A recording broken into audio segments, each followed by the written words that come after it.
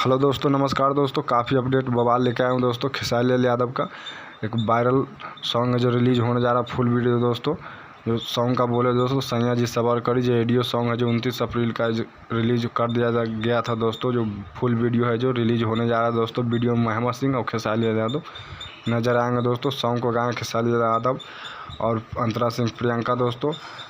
बता दो दोस्तों, ऑडियो सॉन्ग 29 अप्रैल का रिलीज हुआ था, जो 3.9 मिलियन व्यूज अभी तक मिला है दोस्तों। वीडियो है जो कल सुबह किसी वक्त आदि शक्ति फिल्म से रिलीज हो जाएगा दोस्तों, 19 मई को।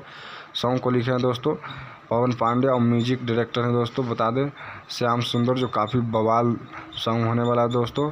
टाइम हालांकि बताया ना गया दोस्तों, कभी भी किसी वक्त सॉन्ग रिलीज हो जाएगा कल दोस्तों। तो ये अपडेट कैसा लगा दोस्तों? अच्छा लगे तो लाइक और शेयर जरूर कीजिएगा दोस्तों। कुछ कहना चाहे तो कमेंट के जरिए बताएं दोस्तों। नया है तो चैनल को सब्सक्राइब कर लीजिएगा दोस्तों।